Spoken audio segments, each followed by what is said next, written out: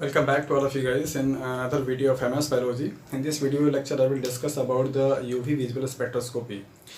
So what is the meaning of UV visible spectroscopy, what is their principles, how it perform, and what the informations can be predicted by using this spectroscopy, and which kind of molecules can give UV visible spectroscopy. So all these type of informations will describe and discuss in this video.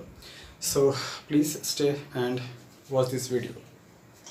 So basically UV visual spectroscopy का जो concept है वो ये है symbols. अगर कोई भी sample solution से इलेक्ट्रोमैग्नेटिक रेडिएशंस को क्या किया जाता है, पास कराया जाता है, तो उस सैंपल सॉल्यूशंस में प्रेजेंट जो मॉलिक्यूल्स होते हैं वो उस EMR के पार्ट में से यूवी विजिबल को क्या करते हैं, एब्जॉर्ब कर लेते हैं या उसकी किसी एक रेंज को एब्जॉर्ब कर लेते हैं.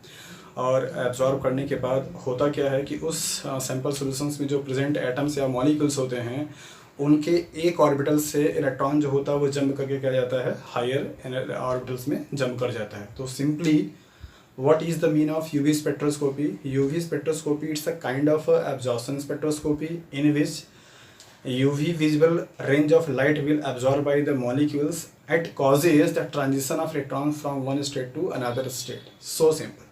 तो सिंपल तरीके में अगर आपको समझना है तो इसका मतलब क्या है कि यूवी विजुअल स्पेक्ट्रोस्कोपी एक एब्जॉर्प्शन स्पेक्ट्रोस्कोपी का टाइप है, जिसमें होता क्या है कि सैंपल सॉल्यूशन से EMR को पास कराने के बाद उस EMR में से जो यूवी विजिबल का रेंज है दैट इज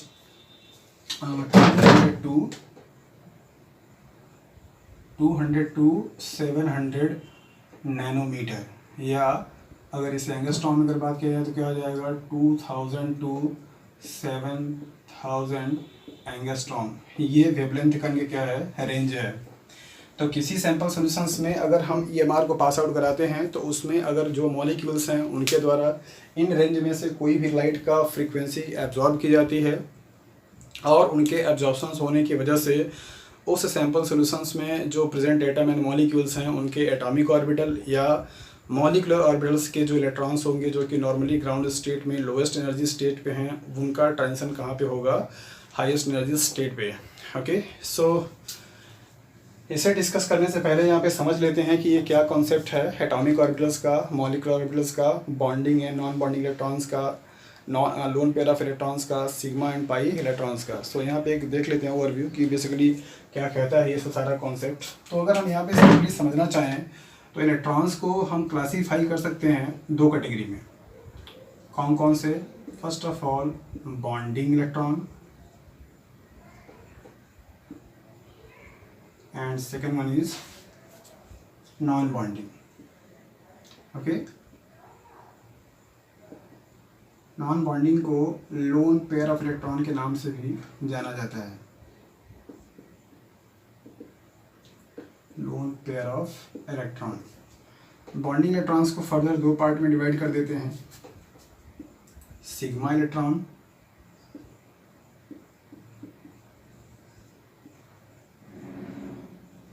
और पाई इलेक्ट्रॉन. ओके, ये एटॉमिक ऑर्बिटल्स की बात किया जा रहा है कि जब भी किसी एटम्स में अगर देखेंगे तो जो इलेक्ट्रॉन्स हो सकता है तो उनको तीन कैटेगरी में डिवाइड किया जा सकता है. सिंपली क्या क्या, sigma electron, pi electron and non bonding electrons. कैसे ये जानेंगे कि कौन सा इलेक्ट्रॉन सिग्मा है, कौन सा पाई है, कौन सा नॉन बॉन्डिंग है, उसको देख लेते हैं. सपोज अगर हम यहाँ पे एग्जाम्पल्स लें नाइट्रोजन का, तो नाइट्रोजन का एटॉमिक नंबर कितना होता है, 7. कॉन्फ़िगरेशन अगर करेंगे तो हमारे पास क्या आ जाएगा, that is 1s2 2s2 and 2p3. Okay, so हमारे पास रूल क्या होता है आउटर मोस्ट इलेक्ट्रॉन निकालने का, जिनके लिए प्रिंसिपल क्वांटम नंबर की वैल्यू क्या होती है, सेम होती है, वो आउटर मोस्ट सेल होता है. और आउटर मोस्ट में टोटल जो इलेक्ट्रॉन्स होंगे वो क्या होंगे, वैलेंस इलेक्ट्रॉन होंगे. तो यहाँ पे वैलेंस इलेक्ट्रॉन की संख्या कितनी हो जाएगी टोटल, दैट इज द 5. अब अगर आपको बॉन्डिंग इलेक्ट्रॉन निकालना होता है तो आप क्या करते हैं, बॉन्डिंग इलेक्ट्रॉन इक्वल टू क्या हो जाता है, टोटल 8 माइनस वैलेंस इलेक्ट्रॉन. तो यहाँ पे कितना हो जाएगा, 3. इसका मतलब ये होता है कि नाइट्रोजन के 5 इलेक्ट्रॉन में से 3 जो इलेक्ट्रॉन होंगे वो क्या होंगे, बॉन्ड में पार्टिसिपेट करेंगे, that will means bonding electron कहलाएंगे. बाकी जो रिमेनिंग 2 बच जाएंगे वो क्या हो जाएंगे, आपके नॉन बॉन्डिंग इलेक्ट्रॉन्स हो जाएंगे. आप नाइट्रोजन को इस तरीके से रिप्रेजेंट कर सकते हैं कि नाइट्रोजन के पास ये 3 क्या है, बॉन्डिंग इलेक्ट्रॉन है, और एक इसके पास क्या है, ये लोन पेयर ऑफ इलेक्ट्रॉन है. राइट.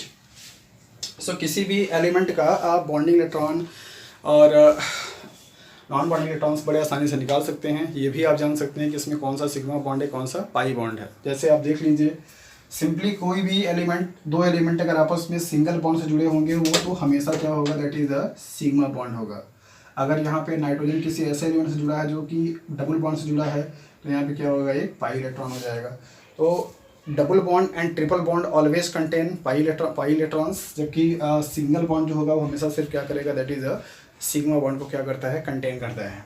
ओके, तो यहाँ पर आप देखें अगर बेसिकली तो इलेक्ट्रॉन्स को तीन मेजर कैटेगरी में क्या कहता है, डिवाइड किया जाता है। कौन कौन से, सिग्मा इलेक्ट्रॉन, पाई इलेक्ट्रॉन और नॉन बॉन्डिंग इलेक्ट्रॉन।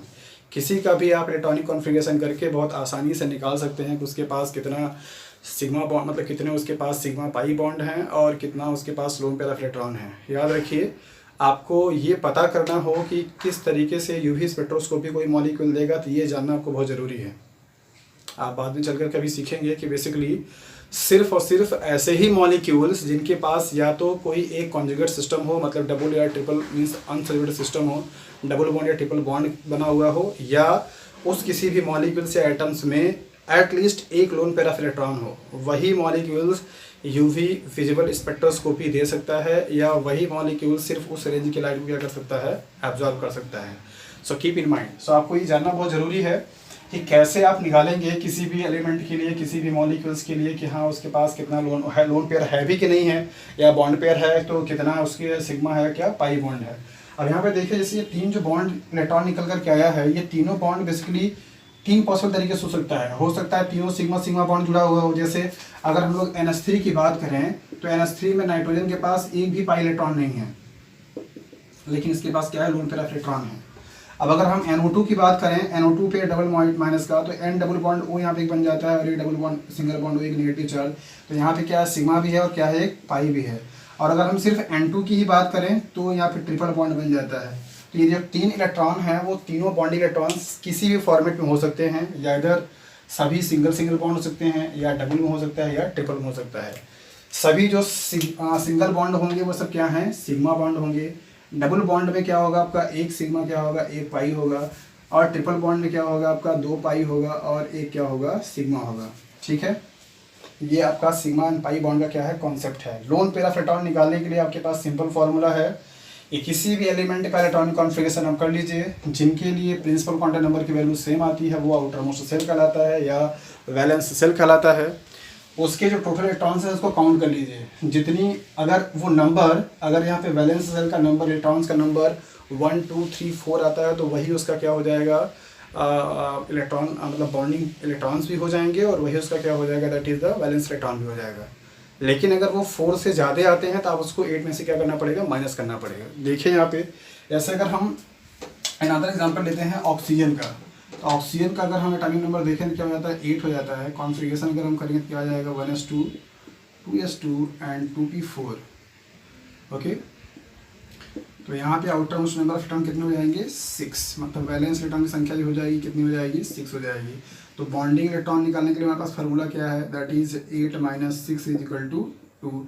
इसका मतलब ये हुआ कि ऑक्सीजन सिर्फ 2 बॉन्ड बना सकता है, या तो डबल बॉन्ड या तो सिंगल बॉन्ड, 2 ठो। ठीक, अब 2 इलेक्ट्रॉन निकल गए, बचा कितना यहाँ पे। अब आपको जो लोन पेयर ऑफ इलेक्ट्रॉन निकालना है, लोन पेयर ऑफ इलेक्ट्रॉन, उसके लिए फार्मूला क्या है कि जो आपके पास ये बॉन्डिंग इलेक्ट्रॉन है उसको क्या करिए, टोटल इलेक्ट्रॉन से माइनस कर दीजिए, मतलब valence electron minus bonding electron. तो आपके पास क्या आ जाएगा, वैलेंस इलेक्ट्रॉन यहाँ पे कितने थे, 6 थे, बॉन्डिंग इलेक्ट्रॉन कितने यहाँ पे 2 हैं, तो कितना आ जाएगा, 4। तो 4 इलेक्ट्रॉन जो होंगे वो 2 लोन पेयर के फॉर्म में क्या होंगे, रिप्रेजेंट किए जाएंगे। मतलब आप ऑक्सीजन को ऐसे रिप्रेजेंट कर सकते हैं, याद कीजिए वाटर मॉलिक्यूल का स्ट्रक्चर आपको पढ़ाया जा चुका है, तो आप यहाँ पे दिखाते हैं कि एक लोन पेयर ऑफ यहाँ पे है, एक लोन पेयर ऑफ यहाँ पे है, और इसके पास क्या है, सिंगल बॉन्ड है। तो इस तरीके से आप जान सकते हैं कि किसके पास लोन पेयर ऑफ इलेक्ट्रॉन होगा, किसके पास नहीं होगा। वैसे आपको एक सिंपल कॉन्सेप्ट बता देता हूँ, जितने भी एलिमेंट पीरियोडिक टेबल में ग्रुप नंबर 14 के बाद आते हैं, 16 17 18, राइट, मतलब nitrogen family, oxygen family, fluorine family, उनके अगर उन मेंबर्स के कोई भी एटम अगर होंगे तो उनके पास श्योर है कि उनके पास लोन पेयर ऑफ इलेक्ट्रॉन होगा। 14 से पहले जो भी इलेक्ट्रॉन्स होंगे उनमें कोई लोन पेयर ऑफ इलेक्ट्रॉन नहीं होता है। जैसे एग्जांपल करके हम देख लीजिए, अगर आपको यहाँ पे मैग्नीशियम दे दिया जाए, मैग्नीशियम का एटॉमिक नंबर कितना होता है 12 होता है, तो आप निकाल सकते हैं यहाँ पे 1s2 2s2 2p6 and 3s2। Outer most यहाँ पे क्या है, प्रिंसिपल क्वांटम नंबर 3 है, तो आउटर मोस्ट यही हो जाएगा। तो यहाँ पे इलेक्ट्रॉन्स कितने हैं, सिर्फ बैलेंस इलेक्ट्रॉन की संख्या कितनी हो जाएगी, दैट इज द 2, और बॉन्डिंग इलेक्ट्रॉन की संख्या भी कितनी हो जाएगी, दैट इज द 2। मैंने आपको बताया था कि जब बैलेंस इलेक्ट्रॉन की संख्या बेसिकली 1 2 3 4 हो तो वही उसकी बॉन्डिंग इलेक्ट्रॉन की संख्या भी हो जाती है, वही उसकी वैलेंसी भी हो जाती है। और अगर वो 4 से ज़्यादा होगा तो आपको 8 में से क्या करना पड़ेगा, माइनस करना पड़ेगा। तो आप इस तरीके से देख करके निकाल सकते हैं कि किस मॉलिक्यूल्स के पास बॉन्डिंग इलेक्ट्रॉन है और लोन पेयर ऑफ इलेक्ट्रॉन है, किसके पास सिर्फ और सिर्फ बॉन्डिंग इलेक्ट्रॉन ही है, ये आप पता कर सकते हैं। ओके, ये पता करने के बाद आपको एक चीज़ और यहाँ पे जानना है कि क्या कॉन्सेप्ट होता है एटॉमिक ऑर्बिटल्स का और मॉलिकुलर ऑर्बिटल्स का। आपको केमिस्ट्री में पढ़ाया जा चुका है मॉलिकुलर ऑर्बिटल थ्योरी, जिसमें बताया जाता है कि ये डायग्राम आप लोगों ने देखा होगा, याद होगा होप सो, कि आप लोगों को इस तरीके से डायग्राम बना करके दिखाया जाता है, जो कि यहाँ रिप्रेजेंट करता है क्या, लोअर एनर्जी स्टेट, और ये रिप्रेजेंट करता है हायर एनर्जी स्टेट।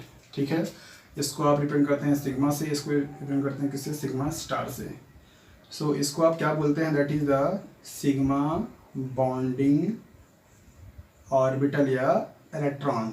ऑर्बिटल की बात करते हैं, उसमें जो इलेक्ट्रॉन होंगे वो इलेक्ट्रॉन हो जाएगा, और ये सिग्मा स्टार क्या हो जाएगा, that is the anti bonding orbital.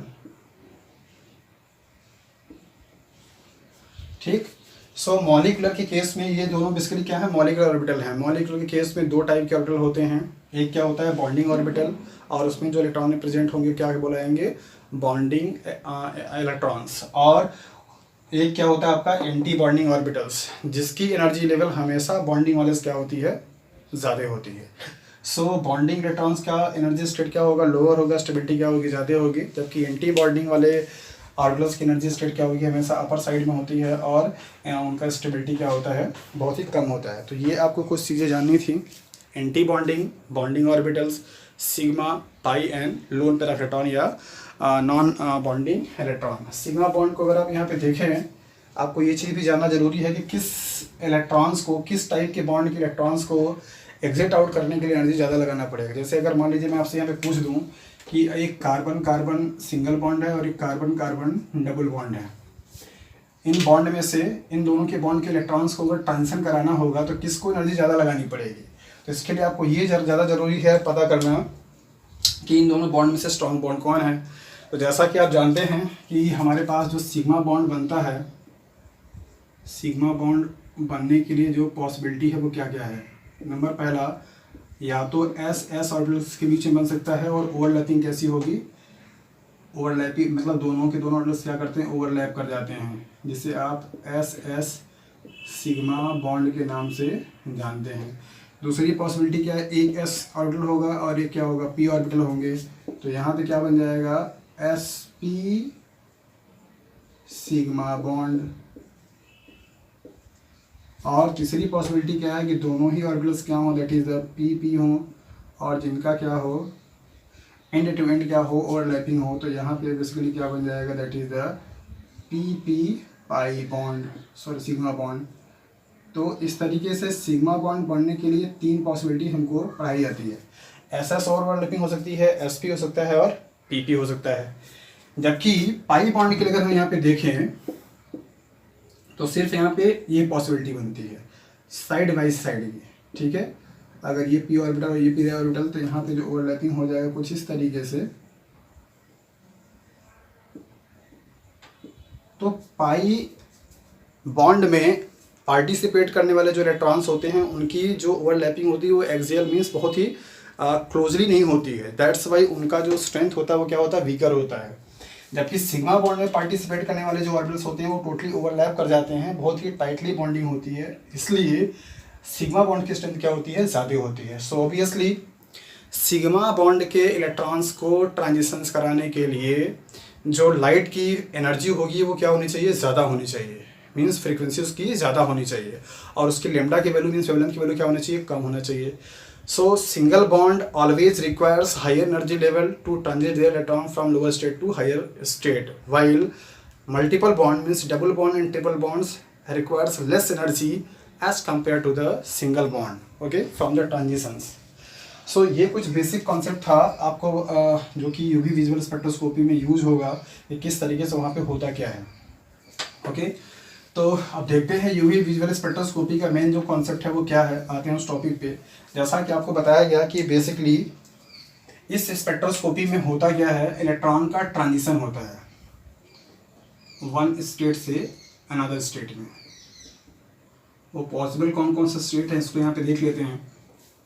अगर हम लोग एनर्जी लेवल की बात अगर करें तो सबसे जो लोएस्ट एनर्जी स्टेट होगा वो किसका होगा, that is the sigma electron का। फिर इसके बाद किसका होगा, पाई इलेक्ट्रॉन का।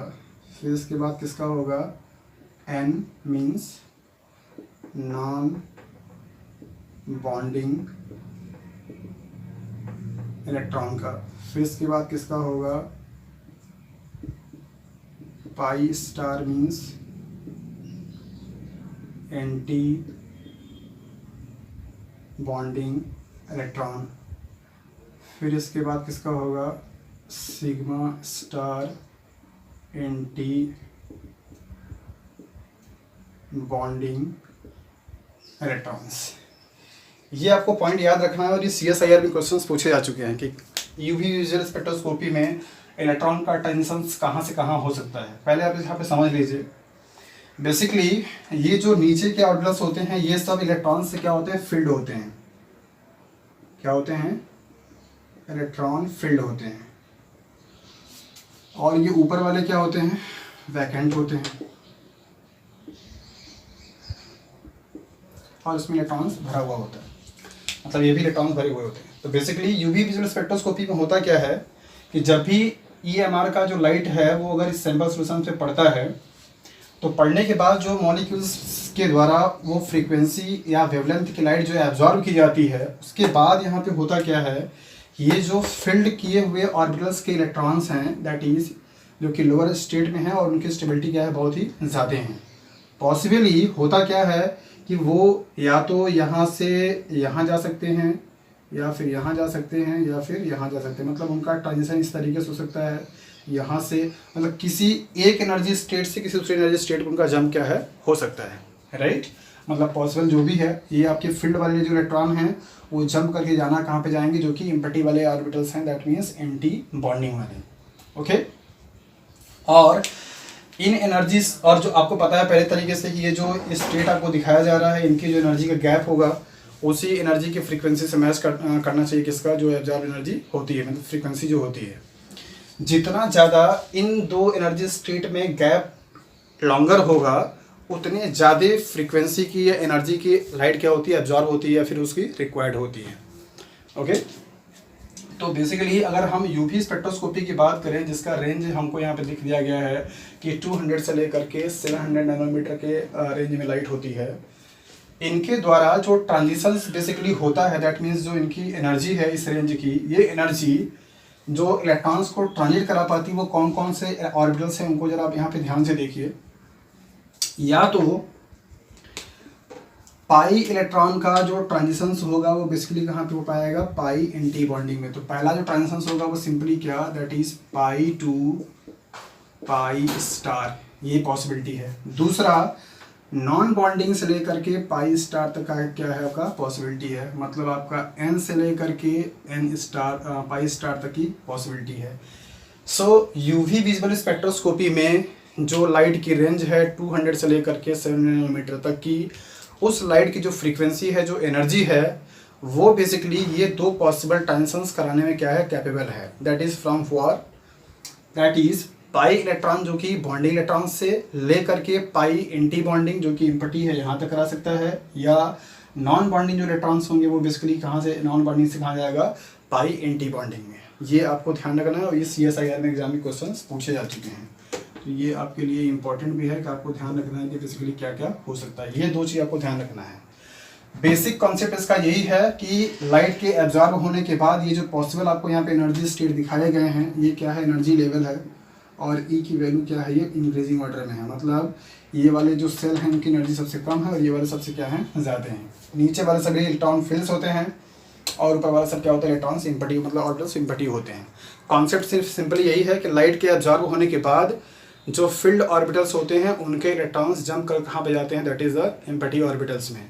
तो 200 से लेकर के 700 नैनोमीटर तक की जो लाइट होती है फ्रीक्वेंसी, वो पॉसिबल 2 ट्रांजिशंस करा पाती है, दैट इज पाई इलेक्ट्रॉन्स को एंटी बॉन्डिंग पाई इलेक्ट्रॉन्स में करा सकता है ऑर्बिटल्स में, और एन दैट मीन्स जो नॉन बॉन्डिंग इलेक्ट्रॉन्स हैं वो किस में करा सकता है, पाई एंटी बॉन्डिंग में ट्रांजिशंस करा सकता है। तो ये 2 पॉसिबल ट्रांजिशंस फेज हैं by the UV visual spectroscopy. अब इन दोनों चीज़ से आपको एक रिजल्ट निकल करके आता है। क्या? पहला चीज़ कि मतलब कि वो मॉलिक्यूल्स जो कि यूवी विजुअल स्पेक्ट्रोस्कोपी देगा उसके लिए कंडीशंस बन गई। पहला कंडीशन क्या है कि उस मॉलिक्यूल्स के पास मल्टीपल बॉन्ड होना चाहिए। पहला condition, multiple bond system must be contain. Okay, मतलब जैसे आइदर डबल बॉन्ड या ट्रिपल बॉन्ड का सिस्टम होना चाहिए उस मॉलिक्यूल्स में जो कि बेसिकली यूवी स्पेक्ट्रोस्कोपी देगा। दूसरा कंडीशन जो बन पाता है, उसके पास नॉन बॉन्डिंग इलेक्ट्रॉन, जिसे आप लोन पेयर ऑफ इलेक्ट्रॉन के नाम से जानते हैं, बोलते हैं उसको, तो लोन पेयर ऑफ इलेक्ट्रॉन भी होना चाहिए। ये दोनों कंडीशंस जिस मॉलिक्यूल्स में पाया जाएगा वो molecule basically UV visual spectroscopy क्या करेगा, देता है। दैट मीन्स वो मॉलिक्यूल्स क्या करेगा, अब्जॉर्ब करेगा। अगर ये दोनों कंडीशंस मीट नहीं करते हैं तो डेफिनेटली आप बोल सकते हैं कि वो मॉलिक्यूल्स अब्जॉर्ब नहीं करेगा, यूवी विजुअल स्पेक्ट्रोस्कोपी नहीं देगा। जैसे अगर मैं आपको यहाँ पे एग्जांपल्स दूँ, सपोज फॉर एग्जांपल अगर मैं यहाँ पे आपको दे दूँ कि एक NH3 मॉलिक्यूल है, राइट, एक CO2 मॉलिक्यूल है और एक CH4 मॉलिक्यूल है। इनमें से कौन कौन से मॉलिक्यूल्स ऐसे हैं जो कि यूवी विजुअल स्पेक्ट्रोस्कोपी देंगे और कौन से ऐसे हैं जो कि नहीं देंगे? आपको 4 ऑप्शन ये बन सकता है। ठीक, आपको ध्यान में क्या रखना है, आपके लिए कॉन्सेप्ट मैंने बता दिया कि यूवी विजुअल स्पेक्ट्रोस्कोपी देने के लिए मॉलिक्यूल्स के पास 2 प्रॉपर्टी होनी चाहिए, या तो उसके पास कोई मल्टीपल बॉन्ड का सिस्टम होना चाहिए, या तो उसके पास क्या होना चाहिए, लोन पेयर ऑफ इलेक्ट्रॉन। तो यहाँ पे देखिए आप निकाल सकते हैं बड़ी आसानी से। मैंने आपको पहले बताया था कि एटॉमिक पीरियोडिक टेबल में 15th group, 16th group and 17th group, ये तीनों जो ग्रुप होते हैं loan pair of electron contain करते हैं, राइट। नाइट्रोजन का आपको मैंने बताया ही था, तो नाइट्रोजन के पास यहाँ पे 3 तो सिग्मा बॉन्ड है, पहला तो कंसर्व हो गया, लेकिन इसके पास क्या है, एक लोन पेयर ऑफ इलेक्ट्रॉन है। इसका मतलब अमोनिया मॉलिक्यूल्स जो है वो यूवी विजुअल स्पेक्ट्रोस्कोपी दे सकता है। कार्बन की बात करें CO2 का, तो CO2 का स्ट्रक्चर आप कैसे बनाते हैं, carbon double bond oxygen double bond oxygen. तो जो कि यहाँ पे मल्टीपल बॉन्ड सिस्टम है, दैट्स वाई ये भी क्या कर सकता है, दे सकता है। CH4 की बात करें तो यहाँ पे कार्बन के पास सिर्फ और सिर्फ क्या है, बॉन्डिंग इलेक्ट्रॉन है जो कि सिंगल बॉन्ड है, और कार्बन के पास कोई लोन पेयर ऑफ इलेक्ट्रॉन नहीं होता, क्योंकि इसके आउटर मोस्ट इलेक्ट्रॉन कितने होते हैं, 4, और 4 इलेक्ट्रॉन्स वो पार्टिसिपेट कर जाते हैं किसमें, that is the bonding. So that's why ये वाला जो मॉलिक्यूल्स होगा वो यूवी विजुअल स्पेक्ट्रोस्कोपी को नहीं देगा। सो इस तरीके से आप ये देख करके कि कैसे यूवी विजुअल स्पेक्ट्रोस्कोपी देने के लिए क्या ज़रूरी है और आप उसको आसानी से निकाल सकते हैं। सो आपको समझा दिया गया कॉन्सेप्ट की basically loan pair of electron का क्या मतलब होता है, और सिग्मा बॉन्ड पाई बॉन्ड कैसे बनते हैं, किस बॉन्ड की स्ट्रेंथ ज़्यादा होती है पॉसिबली, और एटॉमिक जो मॉलिक्यूल जो ऑर्बिटल होते हैं वो क्या क्या हो सकते हैं, दैट मीन्स एंटी बॉन्डिंग और बॉन्डिंग का क्या कॉन्सेप्ट होता है। ट्रांजिशंस आपको जो ध्यान, मतलब इस पूरे टॉपिक में आपको जो ध्यान देने वाली बात है वो 3-4 बातें ध्यान देनी है। नंबर पहला, ये एक एब्जॉर्प्शन स्पेक्ट्रोस्कोपी का टाइप है। दूसरा, यहाँ पे जो लाइट यूज होती है उसकी जो रेंज है 200 से लेकर के 700 नैनोमीटर या 2000 से लेकर के 7000 एंगस्ट्रॉम। तीसरी बात, यहाँ पे एब्जॉर्प्शंस होने के बाद इलेक्ट्रॉन का ट्रांजिशंस होता है from one state to another state, right. और जो ट्रांजिशन होगा वो पॉसिबल क्या क्या है यहाँ पे दिखा दिया गया, दैट इज पाई इलेक्ट्रॉन से लेकर के एंटी बॉन्डिंग पाई स्टार तक, और नॉन बॉन्डिंग से लेकर के एंटी बॉन्डिंग पाई स्टार तक, ये यहाँ पे क्या होंगे, ट्रांजिशंस होंगे। कोई मॉलिक्यूल जो कि यूवी विजुअल स्पेक्ट्रोस्कोपी दे सकता है उसके लिए ज़रूरी क्या है, 2 पॉइंट हैं, दैट इज नंबर पहला, उसके पास मल्टीपल बॉन्ड सिस्टम होना चाहिए, दैट मीन्स वो कंटेन डबल बॉन्ड या ट्रिपल बॉन्ड होना चाहिए, और उस मॉलिक्यूल्स में या उस एलिमेंट में जो भी है उसमें से कोई एक ऐसा हो जिसके पास लोन पेयर ऑफ इलेक्ट्रॉन होना चाहिए। अगर ये दोनों कंडीशन से मीट नहीं करते हैं तो डेफिनेटली आप लगा सकते हैं कि वो मॉलिक्यूल्स यूवी विजुअल स्पेक्ट्रोस्कोपी नहीं दे सकता है। Okay, so that's all about the UV visible spectroscopy.